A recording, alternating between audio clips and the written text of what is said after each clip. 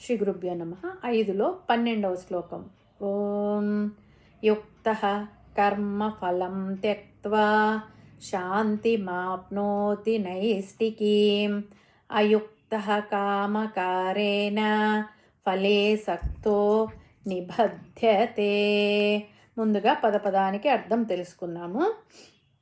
యుక్తః అంటే యోగయుక్తుడు, భగవంతునితో అనుసంధానమైనవాడు. కర్మఫలం పనుల ద్వారా వచ్చే ఫలితాన్ని, త్యక్త్వా వదిలిపెట్టి, శాంతిం ఆప్నోతి పరమశాంతిని పొందుతాడు.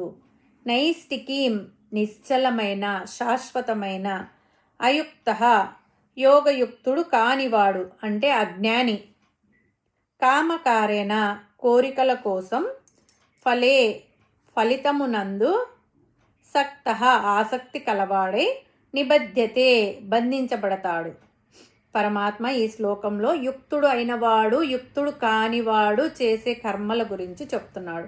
యుక్తుడు అయినవాడు కర్మఫలములను వదిలిపెట్టి ఏమి ఫలితాన్ని పొందుతాడు అంటే శాంతిమాప్నోతి నైష్టికీం, ఎవరు ఊహించని శాంతిని పొందుతాడు, పరమశాంతిని పొందుతాడు. యుక్తుడు కానివాడు ప్రతి పనికి ఫలితాన్ని కోరతాడు. కోరికలు తీరడం కోసం కర్మలు చేస్తూ ఆ కర్మఫలములలో ఫలే సక్తః నిబధ్యతే కూరుకుపోతాడు. ఆ కర్మ ఫలితాలలో కూరుకుపోతాడు. ఆ బంధంలో కట్టుబడిపోతాడు. ఆ కర్మఫల బంధనాలు సామాన్యమైనవి కాదు, ఎప్పటికీ విడిచిపెట్టవు, ఏ రకమైన శాంతిని ఇవ్వవు. దీనికి మనం ఇంకా వివరంగా తెలుసుకోవాలంటే కర్మఫలాన్ని వదిలిపెడితే ఏం జరుగుతుంది, కర్మఫలాన్ని ఆశిస్తే ఏమి జరుగుతుంది అనే విషయాన్ని పరమాత్మ ఈ శ్లోకంలో స్పష్టంగా చెప్పాడు. బంధనములకు కారణము ఆశ, మోక్షమునకు కారణం ఆశ లేకుండా ఉండడం. కోరికలను వదిలిపెడితే బంధనాలు అంటవు, జ్ఞానం ఆత్మశాంతి కలుగుతుంది. కోరికలతో కర్మలు చేస్తే బంధనాలు, దుఃఖము, పతనము కలుగుతుంది. కోరిక కానీ ప్రతిఫలాపేక్ష కానీ లేకుండా కర్మలు చేస్తే చిత్తం నిర్మలంగా ఉంటుంది, అప్పుడు శాంతిని పొందుతాము. కాబట్టి కర్మయోగమైన జ్ఞానయోగమైన పొందేది శాంతే. కాబట్టి యుక్తుడు అంటే నిశ్చయాత్మక బుద్ధి కలవాడు. ఏ కర్మ చేసినా ఈ పని నేను చేస్తున్నాను అనే కర్తృత్వ భావనతో కాకుండా, ఈ పని నా స్వలాభం కోసం చేస్తున్నాను అని కాకుండా, ఈ పని భగవంతుని పరంగా చేస్తున్నాను, దీని ఫలితం భగవంతునికే అర్పిస్తున్నాను అనే భావనతో చేయాలి. అలా చేస్తే ముందు మనసు నిర్మలం అవుతుంది, తర్వాత ఆత్మజ్ఞానం కలుగుతుంది, చివరగా ఆత్మ సాక్షాత్కారం పొందుతాడు. అయుక్తుడు అంటే నిశ్చయాత్మక బుద్ధి లేనివాడు ఏ పని చేసినా లాభం కోసమే చేస్తాడు. కర్మబంధనాలలో చిక్కుకుపోతాడు, తీవ్రమైన అశాంతికి గురి అవుతాడు. కాబట్టి సంపాదించే ధనము, సిరి సంపదలు, పదవులు శాంతిని ఇవ్వలేవు. పైగా అవి పోతాయేమో అని నిరంతరం భయంతో అశాంతికి గురి అవుతాడు. ఇక్కడ నిబధ్యతే అని చెప్పడం వలన ఫలం మీద ఆసక్తి కలవాడు సంసార బంధనమున బాగా చిక్కుకొని పోతాడని తెలియచేయుచున్నది. కాబట్టి సాధకులు ఈ విషయంను జాగ్రత్తగా తెలుసుకొని తాము చేయు సమస్త కార్యములను ఈశ్వరార్పణ బుద్ధితో చేయుచు ఫలములందు ఆసక్తి లేకుండా ఉండవలను. అప్పుడు స్థిరమైన శాంతి లభిస్తుంది. శాంతికి ఉపాయం ఏమి అనేది పరమాత్మ ఈ శ్లోకంలో నిరూపించుచున్నాడు. ప్రతివారు శాంతి కొరకు, సుఖము కొరకు తప్పించిపోతారు.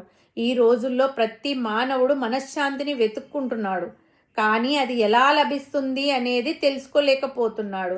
మనశ్శాంతి కొరకు దేవుళ్లను, తీర్థయాత్రలను ఆశ్రయిస్తున్నాడు, కానీ మనశ్శాంతి తన చేతిలోనే ఉందని తెలుసుకోలేకపోతున్నాడు. అదే అజ్ఞానం. ఫలాపేక్ష వదిలి నిష్కామంగా కర్మలను ఆచరించుటయే శాంతికి మార్గమని ఇక్కడ చెప్పబడింది. అలా చేస్తే మనశ్శాంతి దానంతట అదే వస్తుంది. అదే ఇందులో రహస్యం. అలా కాకుండా కోరికతో ఫలితం ఆశించి పనులు చేస్తే దుఃఖం వస్తుంది. ఆశ, ఫలాశక్తి దుఃఖమునకు, అశాంతికి కారణం. వాటిని దగ్గరకు రానివ్వకూడదు. కాబట్టి సాధకులు పరమాత్మ యొక్క ఈ హెచ్చరికను పాటించి వారి జీవితమును నిష్కామ మార్గము వైపుకు మరల్చుకొని నైష్టిక శాంతిని అనుభవించవలెను. కాబట్టి ముందు మనలో ఉన్న తెలియనితనాన్ని అంటే అవిద్య పోగొట్టుకుంటే బుద్ధి సక్రమంగా పనిచేస్తుంది, విచక్షణ జ్ఞానం వస్తుంది. ఏ పని చేయాలో ఏ పని చేయకూడదు, చేసే పని ఎలా చెయ్యాలి అనే విషయం తెలుస్తుంది. ఈ శ్లోకానికి ఉదాహరణ కుచేలుడు, అంటే సుధాముడు అనే పేరు కూడా ఉంది. ఈయన కృష్ణ పరమాత్మకు స్నేహితుడు. ఈయన యుక్తుడు అనడానికి నిదర్శనము. కుచేలుడు అత్యంత దరిద్రంలో ఉన్నప్పటికీ కృష్ణుని చూడడానికి వెళ్ళినప్పుడు తన దగ్గర ఉన్న అటుకులను సమర్పించాడు. ఆయన మనసులో కృష్ణుడు నాకు సంపద ఇవ్వాలి అనే ఫలాపేక్ష లేదు, కేవలం భక్తితో కర్మ చేశాడు. అందుకే అతనికి పరమశాంతి, అడగక ముందే ఐశ్వర్యం లభించాయి. దీనికి విరుద్ధంగా దుర్యోధనుడు ప్రతి పనిని ఒక కోరికతో, అంటే కామకారేణ, రాజ్యాధికారం అనే ఫలంపై ఆసక్తితో చేశాడు. ఫలితంగా శాంతిని కోల్పోయి పతనమయ్యాడు. హరి ఓం తస్సత్.